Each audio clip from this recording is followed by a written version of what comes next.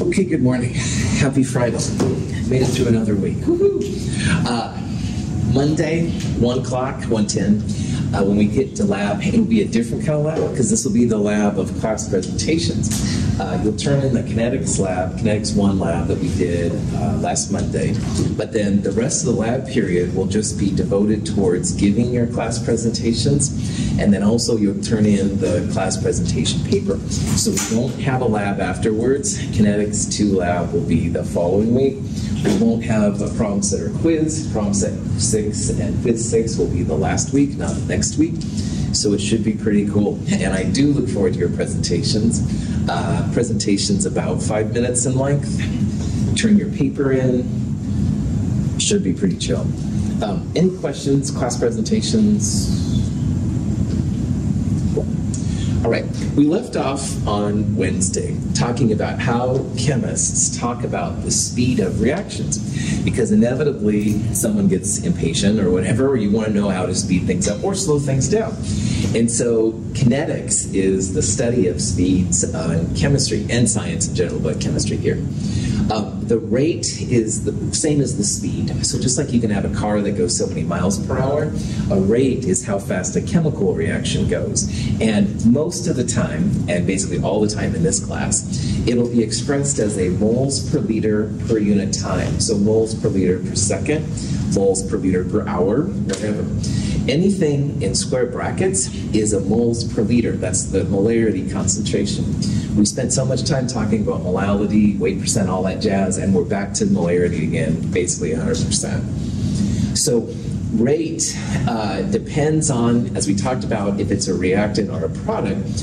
Most of the time people study the reactants, rates of reactants. So if you have a reactant, you have to put a negative sign in front of it.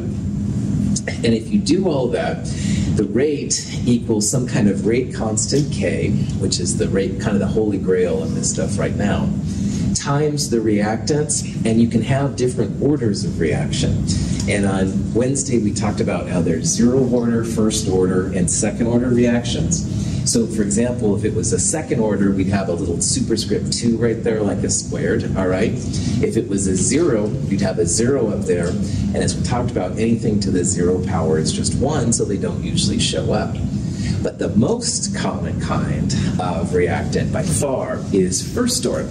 So if you see a little superscript 1 right there, that's a way of saying that it's 1st order. And all biological systems, as far as I know, all radioactive systems, which we're going to talk about later too, all of them are 1st order. I know of no exceptions. Now there's probably one out there, all right, don't get me wrong, but in theory they're all 1st order. And honestly, most chemistry reactions are 1st order too. There are some 2nd orders out there, but most of them are 1st order. So we're going to spend some time now talking about what you can do with 1st order reactions because they're so prevalent. So if you break the rate down for a reactant, it's always going to be some kind of change in the concentration, which is moles per liter of R, divided by the time elapsed. Remember, delta is final minus initial. And because it's a reactant, we'll put a negative sign out there. And then, if this is a 1st order reaction, which most of them are, we'll have a superscript 1 right there to show it. You could omit it if you want, but I'm being very obvious here. And there will be a rate constant K. So what people have done, and I tried to do here on the board, in my calculus, I've taken all these classes, but I don't use it every day, so bear with me. If you integrate this, and this is not a calculus class, so if this is all gobbledygook, then just ignore it. But I think if you integrate 1 over r dr, it comes out to be natural log of the system. And if we're doing it from r at some time t to r at the beginning, you get natural log r over r0. Now on the other side, if you integrate dt and it's from time t to 0, time t of 0 goes away, so you end up with minus kt. Now, Prof hat off, that all was gobbledygook. Ignore everything I said, you can erase that off your mind. But at the end of the day, you get probably the most helpful equation of this chapter. It's called the integrated 1st order rate law. And it's super cool for finding out how long t something's going to take to react. It sometimes is nice to find out, as we'll see, how much stuff you started with, which is R0. Or if you know how much you started with and you go for so long t, you can find out how much is left. So there's lots and lots of cool uses for it. You do have to have the rate constant k. We'll talk about some ways to get this, but man, this is helpful, all right?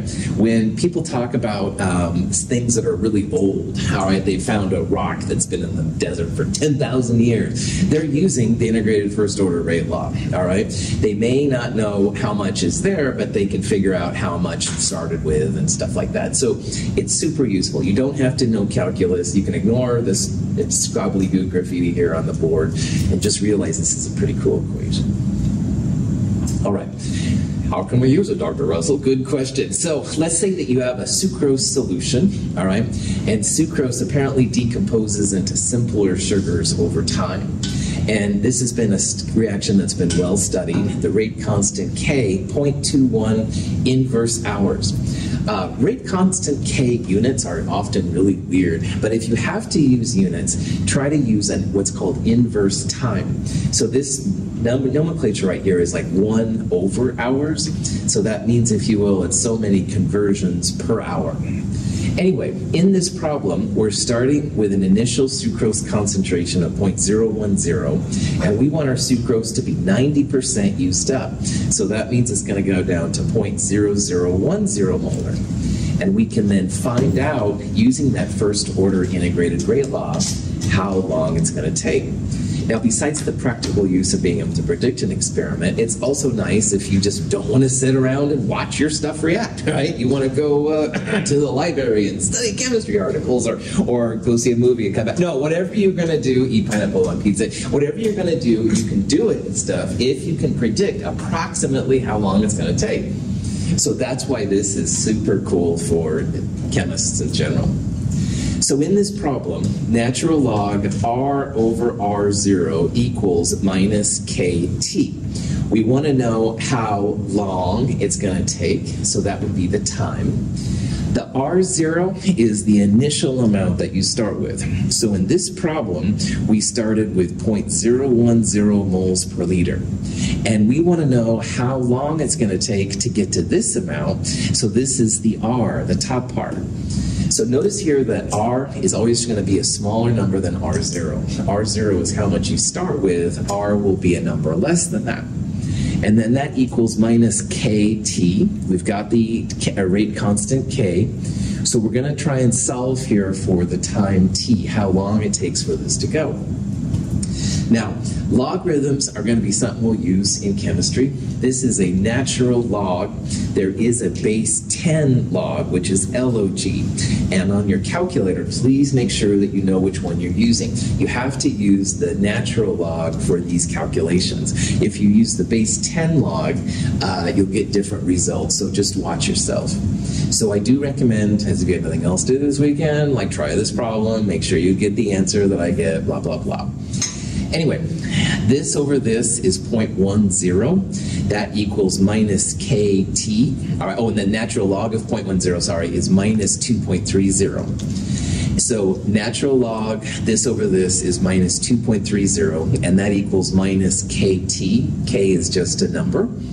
We'll talk, then we're going to solve for time. So minus 2.30 divided by minus 2.21, excuse me, comes out to be a positive number. Because K was in inverse hours, the answer will be in hours. So it should take 11 hours for this stuff to react. And that's kind of a cool thing. Now, a couple of things about the integrated first order rate law. R and R0 have to be the same kind of unit. So if you had grams and moles, you'd want to make sure you converted one to the other, all right? K and T will also have the same kind of time. So for example, if you were solving for R and you had a K in inverse hours and a T in seconds, make sure you convert them to the same kind of unit, 60 seconds per minute, 60 minutes per hour, blah, blah, blah. And finally, time and the rate constant K, always positive numbers. So if you end up with like a negative 11 hours, it probably means you forgot that minus K. Chemists don't do negative mass, chemists don't do negative time. So that's both good and bad, as you can see, but questions on that? Okay, so here's a kind of a question you might see. We've got some kind of decomposition which is first order. We have a rate constant K. We have 0.36 molars that we begin with, so that would be like R0. And the question is, how much compound will be left after time equals 46 minutes? So natural log R over R0 equals minus KT. This number right here is R0. It's how much we begin with. We want to solve for R. How much is left? That equals minus K, this number right here, so minus 0.030, times T, this number right here. Make sure that your time and your K are the same kind of unit. So for example, this is inverse minutes and this is regular minutes. That's legit. The R value we're going to calculate will come out in molarity because that's what we're using here. If you put this all through your calculator, it comes out to be 0.090. So this is the kind of thing. Now, in this problem, we have to get rid of the natural log. And in math and stuff, if you've done natural logs before, and if you haven't, no big deal. E to the x is called the anti-natural log. And on your calculator, if you have an ln button, usually second function ln is like e to the x. That's what the anti-natural log is. So we need to get rid of the natural log before we can solve for r. E to the natural log cancels each other out. And if you do it to one side, you have to do it to the other side. So again, I do encourage you, if you haven't done log a lot, because of time, just kind of make sure you can do this problem, all right? This is, let the calculator do the heavy work. We don't have to understand logarithms or anti-natural log. Don't ask me, I was having a problem with calculus just now. But anyway, we can totally do this, and that's where the calculator can really help out. Any questions? Okay, so if the reaction is first order, that natural log R over R0 equals minus KT is really, really cool. How do you know if it's first order? Well, let's look at some data. So this is a reaction where the unstable dinitrogen pentaoxide breaks down into nitrogen dioxide and oxygen. And people measured it at different times. Because this is a reactant, it's decreasing, all right? Now over here, I'm taking the natural log of those numbers, and I'll share that with you here in just a little bit. So N2O5 is the reactant. Its concentration is going down. It's decreasing, all right? And we want to find here and stuff if this reaction is first order or not. So one thing you can absolutely try is just plotting the N2O5 versus time. And if you do that, here's the graph. You can see how the red starts higher, it goes under the blue line, then it goes higher. This isn't a very linear line, all right? We don't have very good linear behavior. However, as you saw, I plotted natural log of N2O5 in this thing versus time for a reason. Bam! Really nice straight line. So one thing that helps chemists a lot is plotting the concentration values for different things. You can plot just the regular concentration versus time, but here you get linear behavior if you plot the natural log versus time. So if you take this thing, natural log R over R0 equals minus KT. One thing also from math, and again, if you've totally forgotten, basically everything but addition, that's okay. But natural log R over R0 can be broken down enough to natural log R minus natural log R0. And this is a math thing. We don't need to dwell on how it happens or anything like that, because honestly, I can't tell you. But if you do that, and you add natural log of R0 to both sides, you end up with natural log of R equals minus KT plus natural log R0. And if you stare at this long enough, this is like the y-axis, natural log of R. T is like the x-axis. The slope of the line is going to be minus K. And this thing right here is the y-intercept. So one really cool thing you can do with a first order reaction set is if you plot the natural log of the concentration versus time, all right, you do get really nice straight lines. And the advantage of that is the slope of the line is equal to minus k, the rate constant k. And finding the rate constant k is one of the kind of cool things to do in kinetics. So if you can graph it, it's really, really cool. Now, another really interesting thing is that let's say that you have a geological sample, all right, and that geological sample has been sitting in the earth for a long, long time. Well, if you have just a couple of points showing how this, whatever you're looking at is decreasing, you can plot this data and you can find from the y-intercept how much you started with. And that's pretty cool too. The R0. So when people say that the rocks are, 50,000 years old or something like that, well, this is what they're using, all right? They're not monitoring it for 50,000 years. Humans probably have been around that long. But using the first order integrated rate log and graphing it, you can find out how much it was, how much you started with, and you can also see then how much is left. Fossils too. Fossils too, absolutely. You bet, you bet. The Shroud of Turin, I babbled about on Wednesday. This is what it is. You have half-lives of carbon-14, radio dating. I think one of the potassium isotopes was also one they use very commonly for a lot older stone. Absolutely, man. And, maybe you don't like the carbon-14 stuff, but there's hundreds of other isotopes that people monitor. So, yeah, so Jacob, you nailed it, man. So, anyway, I'm a little passionate about that. So, brought that back on. It's one of those days. Anyway, if you have some random data, all right, and you don't know if it's first order or whatever, definitely first try plotting the natural log of those concentrations versus time, Gesundheit. If you get a straight line with a good correlation coefficient, that little R that we did in the linear regression lab, oh yeah, this is first order. And from that, the slope will lead you to rate constant K, the y-intercept will lead to R0, how much you started with. Now, if you happen to have a second order reaction, and there are some in chemistry, pretty good numbers, you won't get a straight line when you plot this, but you will get a straight line if you plot 1 over the concentration versus time.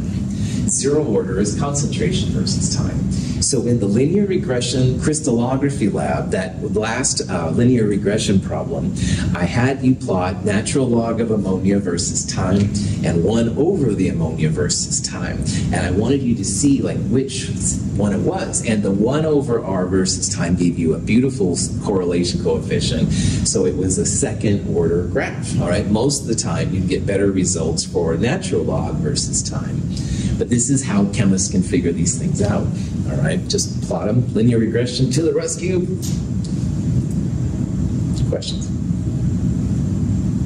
Okay, here's kind of an overview of the 3 orders. Remember, in Chem 222 and 223, there's only 0, 1, and 2 orders, all right? So by far the most common, all right, is you'll get a straight line if you plot your data as natural log of concentration versus time.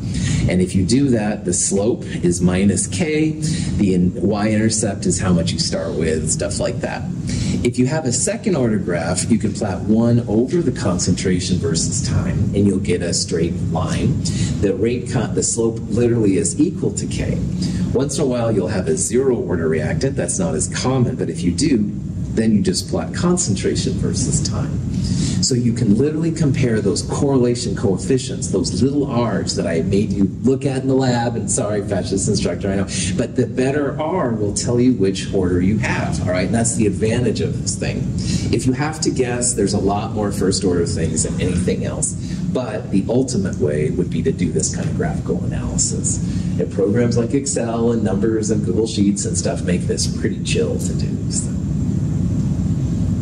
Any questions?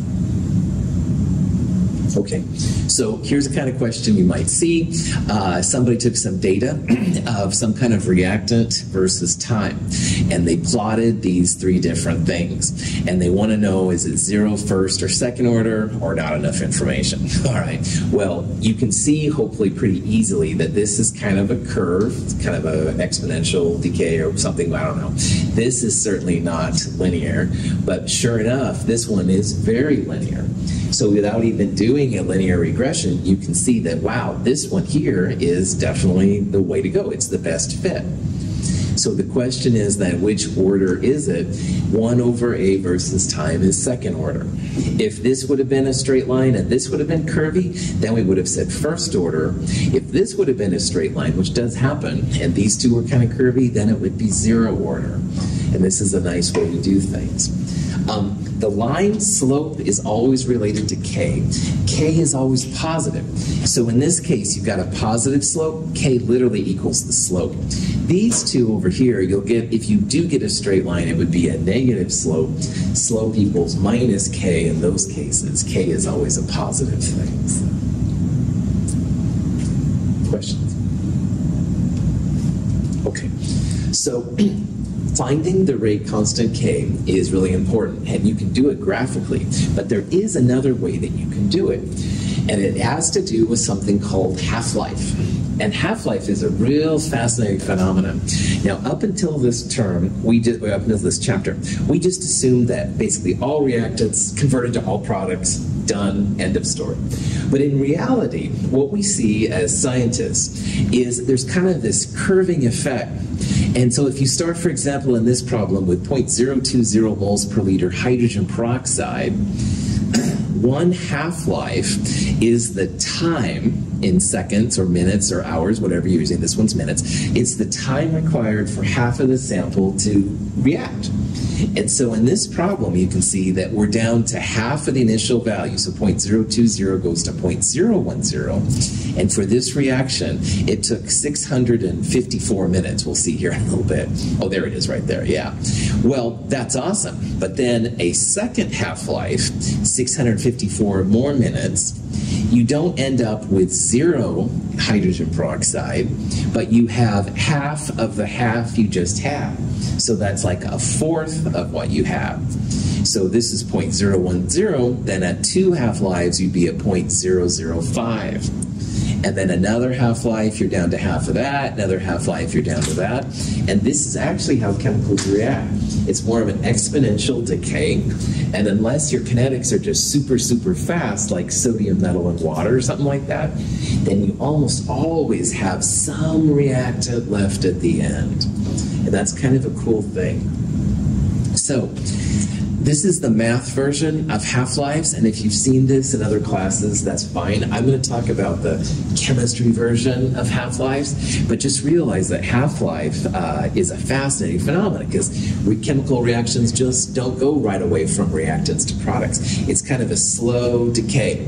And the question for you then, as a higher order chemist, when is this low enough to assume that it's all reacted? And in this case, even after 2,616 minutes, you still have an appreciable amount of hydrogen peroxide. So initially, in this chemical reaction, we start with 0.0200 moles per liter. And a half-life is 654 minutes. So after one half-life, 654 minutes, you're down to half of your initial concentration, 0.0100 moles per liter. And then in another half-life, you're down to half of that, so 0.005 or whatever. Now notice the time is getting bigger and bigger. Another half-life, you're still not totally out of it. And even another half-life, and you're still down. So it's really crazy how this all works out and stuff, but you can see how it just goes down, down, down, down, down. And we are a lot less than where we started, but it's not 0 either. And that's kind of important to think about. So let's go back to the sugar example, all right? And sugar, as we saw, will react to make other things. We don't care about what the other things are. In this particular reaction, the rate constant K, 3.3 times 10 to the minus 4 inverse seconds. Well, let's see if we can find, oh, what the heck. Now, if you know about Half-Life, the game, all right, I used to be really obsessed with it. Right now it's Starfield. You're learning too much about me. Pineapple and Starfield and Half-Life. But anyway, Half-Life was a game. It's really cool. Don't have to worry about it. Don't have to like video games to it. Anyway, we can figure out the Half-Life for this data without referring to Gordon Freeman, who was the main character of Half-Life 2. Okay, sorry, that was dating myself. Anyway, if you go back to the integrated first order rate law, natural log R over R0 equals minus KT. There's some kind of interesting things you can do, because at a half-life, you're down to half of what you started with. So if R0 was 1 mole, R would be half a mole. If R0 was 0.01, R would be 0.005, all right? So if you put in here that natural log 1/2, all right, that's kind of what you can do then when the time T is a half-life. And T1/2 is the symbol that's used a lot of times for half-life if it's a first-order reaction. Now, natural log of 1/2 is just something you can put in your calculator. And it comes out to be minus 0.693. And that equals minus KT at the half-life. And of course, who likes dealing with negatives? So cancel those out. So half-life is equal to 0.693 over the rate constant K. So if you know the rate constant K, like we do here, you can quickly find the half-life. If you know the half-life, you can quickly find the rate constant K. And this is another tool that chemists use in order to find rate constants. Because with the rate constant, you can tell how fast things go and stuff like that.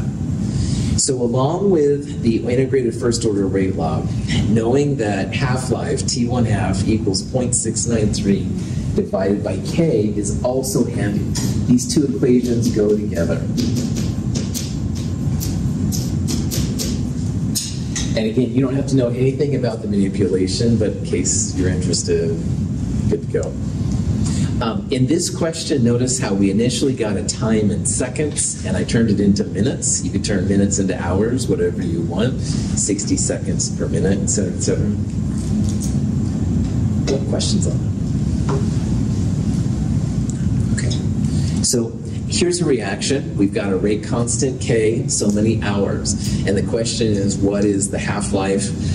Ignore the Dr. Gordon Freeman. That's it. Again, my juvenile past catching up with me. But anyway, here's another funky thing about this problem, though. All right, the half-life answers are all in minutes, and the rate constant K inverse hours. So when you use half-life equals 0.693 divided by K divided by 0.347, what will be the units of half-life initially?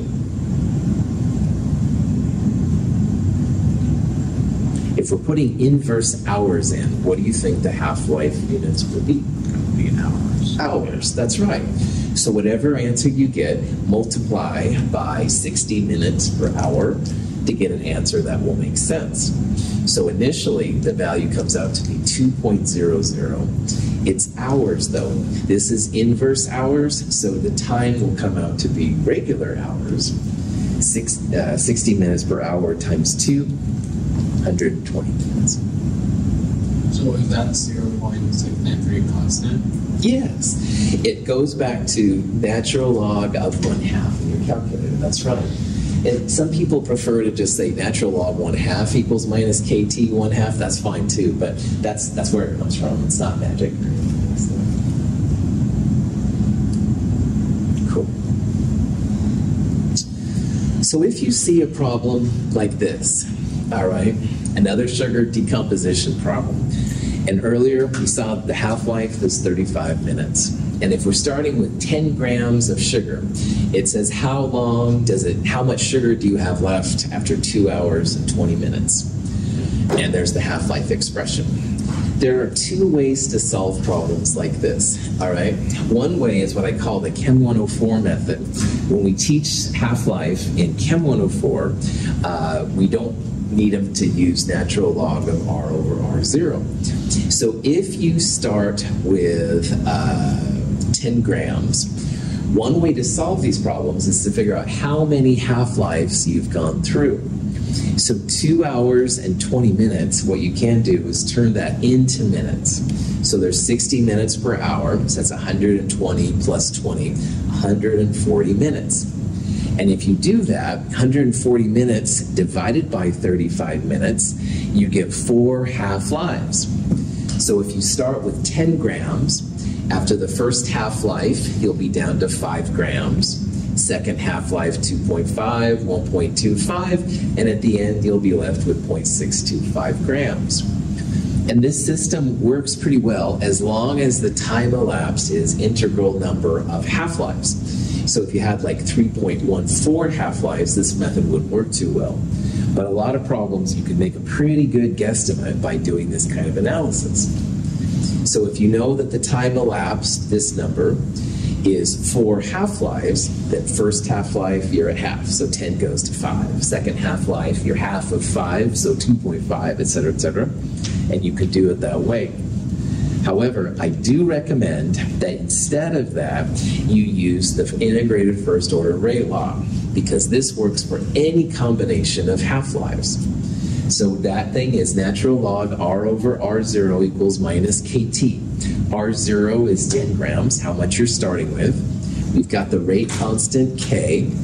8,400 seconds is what we need. Our rate constant is in inverse seconds, so you want to use seconds and inverse seconds, or minutes and inverse seconds. So 2 hours, 20 minutes was 140 minutes, I think, or whatever. Multiply that by 60 to get the 8,400 number. If you plug this into your calculator, the anti-log is needed because you've got to get rid of this natural log. So e to the minus 2.772 is this number. You can then multiply this number by 10.625 grams. So both methods work, but the advantage of the quote-unquote Chem 222 method is you can have any integral number of half-lives. For the 104 method, you have to have just 3 half-lives or 4 half-lives. But with this method, we can have 2.5 half-lives or 1.21 half-lives or any kind of thing like that. So, any questions on this? E is Euler's number. Math, I don't know even who Euler was, but it's just a constant. All right, so 2.718. Again, you can get the exact number on your calculator. It'll tell you, but that's the anti-log, anti-natural log. Okay. We're going to talk about radiation in the last chapter of Chem 222, and half-life is really important there because half-lives can be really, really short or really, really long. And if you're dealing with things which are beneficial or dangerous, it's nice to know here what's going on. This is an example of a problem you might see. Hydrogen has 3 isotopes. Let's review that real fast. Hydrogen isotopes all have 1 proton, but the number of neutrons changes. So for example, regular hydrogen is just 1 proton with no neutrons. Heavy hydrogen deuterium is 1 proton plus 1 neutron. And tritium is another isotope. It has 1 red proton and 2 blue neutrons in this picture. So it's heavier, but it's also radioactive. It breaks down after a while into helium-3. So people have studied tritium pretty heavily. They know it breaks down into helium-3, and an electron gets kicked out as well. Technically a beta particle. And so the question here is, all right, we've got 1.50 milligrams of tritium. How much is left after 49.2 years?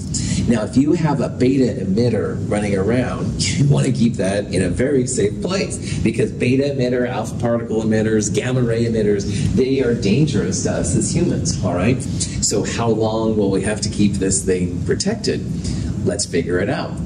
The half-life for tritium, 12.3 years. So that means after 12.3 years, we'll be down to 0.75 milligrams of tritium, all right? Pretty slow, but we're going to see how much is left after 49.2 years. Everything radioactive and everything biological, so all those sugar examples I've shown, and now also the radiation things, follows the integrated first order rate law beautifully. So natural log R over R0 equals minus KT. R0 is how much we start with, 1.50. Got it. T is the time elapsed, 49.2 years. Got that. But we don't know how much is left after 49.2 years. We also don't know the rate constant K in this problem. But we have the half-life. And half-life, T1F, equals 0.693 divided by K. So if you multiply both sides by K and divide both sides by the half-life, 0.693 divided by the half-life will give you the K value. So 0.693, which is going to be used a lot, divided by 12.3, you get this number right here. It's weird. It's inverse years. We put years in the half-life, so we get inverse years right there. Don't worry about that, but that's what we need to put in up here. So then, natural log R over R0, we want to solve for R equals minus KT minus this times this. All this gives minus 2.77. Take the anti-log, gets out to be 0.0627. That's the fraction of the tritium that remains. Now, we started here with 1.50 milligrams of tritium. So if you multiply this fraction by 1.50, i.e. multiply both sides by R0, you end up with 0.0941 milligrams of your tritium left. And that certainly is less than 1.50 milligrams, but it's not zero, all right? So you might have a radioactive substance like sitting in your bench or something. Oh, it's been around for a long time, it's probably dead. I want to do some kinetics on it. Do that first order integrated rate law, man, because even this is sometimes enough to do some damage to your bodies. Questions?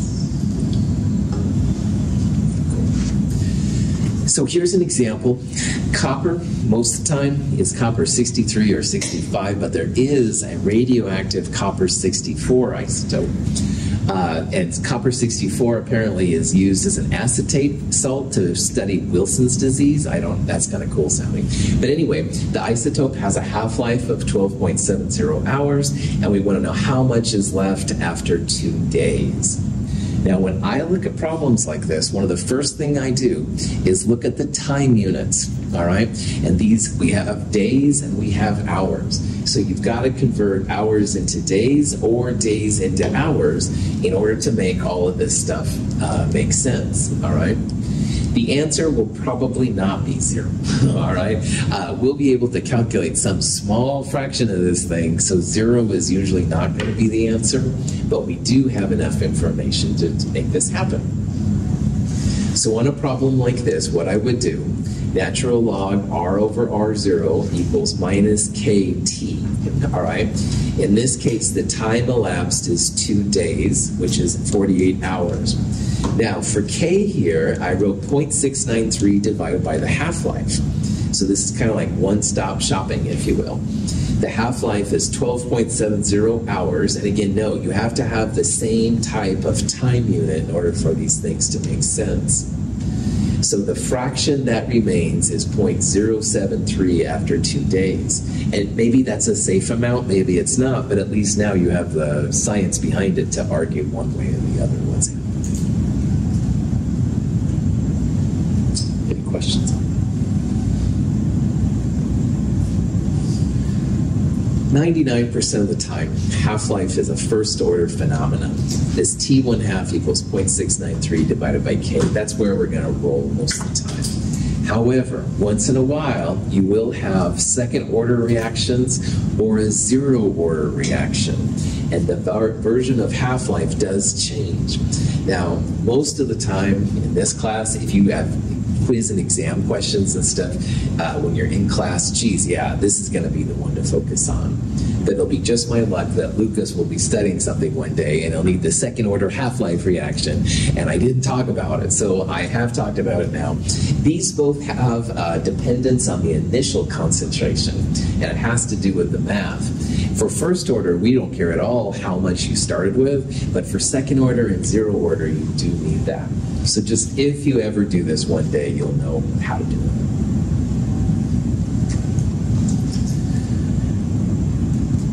Half-life times are all over the place, all right? Some of them are really, really long, and we will talk in the last chapter here about fission versus fusion. And fission is the kind of nuclear power that we have in the United States and around the world right now. And fission is, in a nutshell, taking big atoms and trying to make them smaller, and you get a lot of energy out. And it has the potential as a good energy source, but the waste products will be around forever. And unless you have a way to like reuse the waste, and France has done an amazingly good job of that. I got to give France credit for it.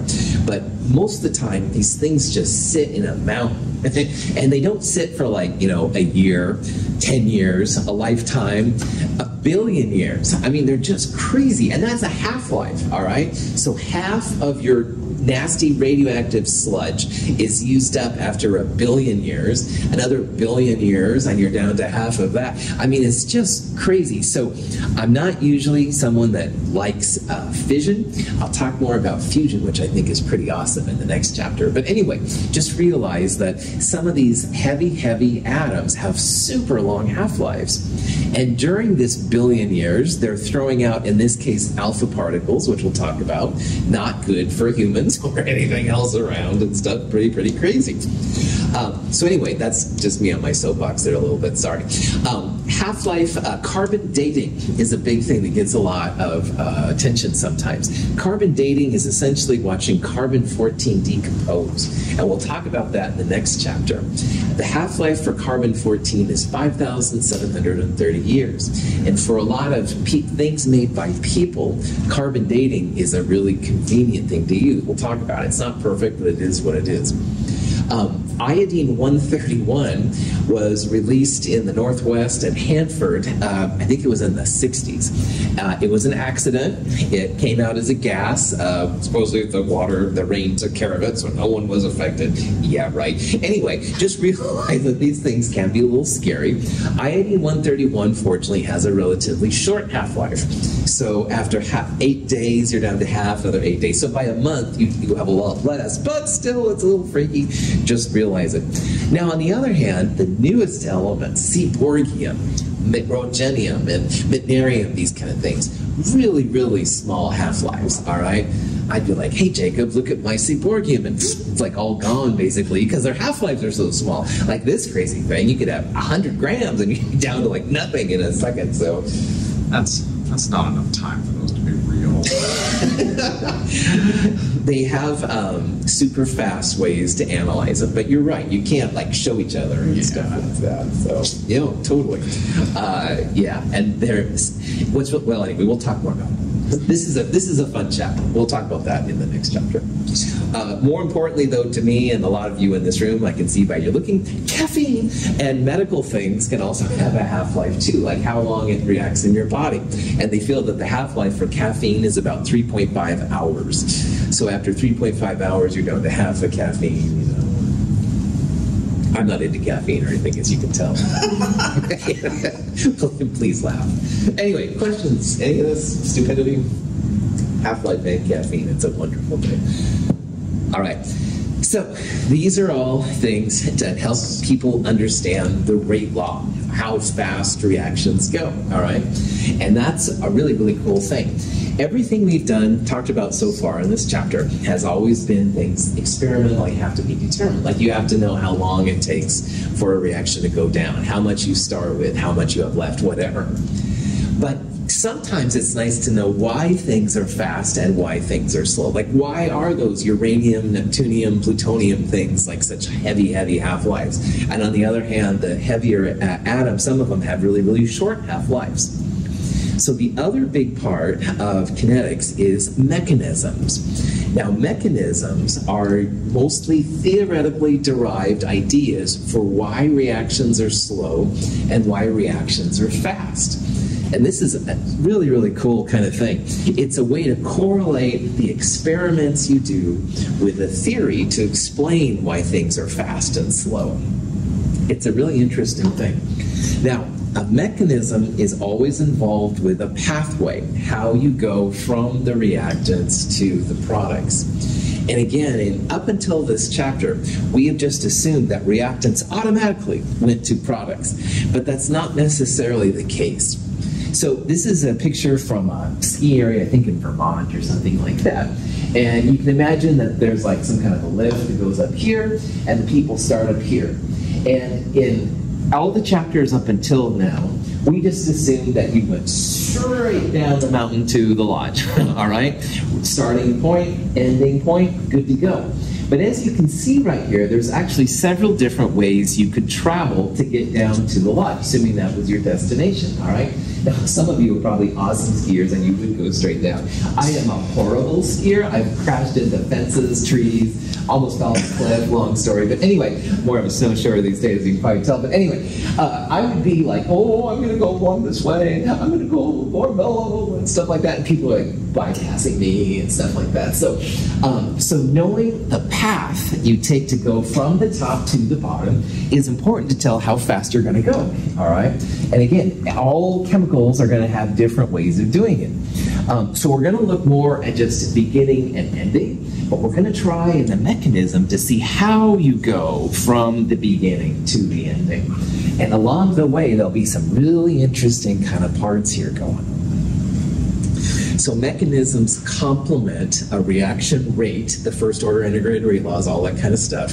It helps to explain why some reactions are faster and slower, stuff like that. This picture right here is not as cool as the ski picture from Vermont. Sorry about that. But for a chemist, this is kind of the same kind of thing. Now, in this version, which is called a reaction coordinate diagram, usually reactants are on the left and the products are on the right. So again, if we were just looking at beginning and ending, we'd say, okay, this goes here to there, done. Maybe not that simple, all right? So in a reaction coordinate diagram, usually, as I said, the reactants are on the left and the products are on the right. Now, what's happening in this example? This is an isocyanide. The nitrogen is connected to the methyl group. This is a regular cyanide, methyl cyanide, also known as acetonitrile. And the carbon in the cyanide is connected to the methyl group. This one is much more stable, all right? This one is more reactive. And besides me just telling you this is an energy axis. Now, energy gets higher as you go up. So notice that the reactant is a higher energy than the product down here. So as you go from reactant to product, you do have energy coming out, delta E. So one thing you can absolutely do from this kind of diagram is you can tell if reactant to product is going to be exo or endothermic. Going from reactant to product, you go to a lower energy. And in the process, that extra energy is released. So right away, that's a value of these kind of things. You can tell something's reaction to product, exothermic, endothermic. You can think about this as a product, as this chemical going to this chemical. So reactants would be here and products there. This would be an endothermic reaction. You'd have to add energy to make it go to the higher level, all right? But like I said, most of the time reactants on the left, products on the right. But this thing right here is a barrier that has to be overcome in order to have reactants go to products, all right? You can't get something from nothing. Every reaction takes a little bit of energy to get it started. And this little symbol right here, which is E sub A, is going to be an important part. We're going to call it the energy of activation. And all chemical reactions have a little bit of energy that has to be put in order for the reaction to proceed.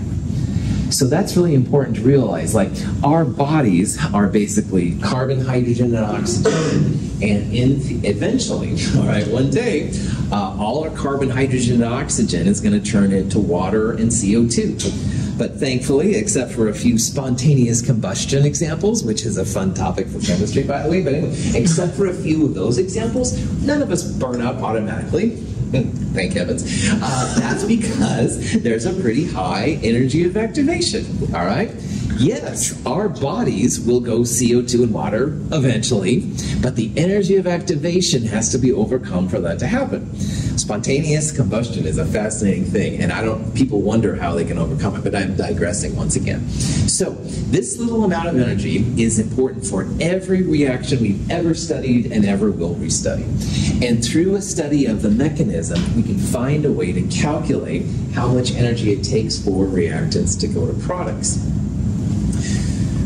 Questions so far? Okay. Along the way, as we go through this energy of activation, we're going to get into some high energy states. So if you look at this little picture right here, this is a methyl group connected to a pi bond in cyanide. And that is super weird. That's as science fiction as I can get in chemistry. I mean, carbon should connect to other atoms. It shouldn't connect to a pi bond in cyanide. So it takes a lot of energy to get up to this place, but once it does, it goes downhill, and that's where you start getting the energy back. So we're going to see some weird stuff at the top of that E sub A. And punchline, as E sub A gets bigger, reactions tend to get slower. We'll talk about this more on Monday. Thank you for being here. Have a great weekend.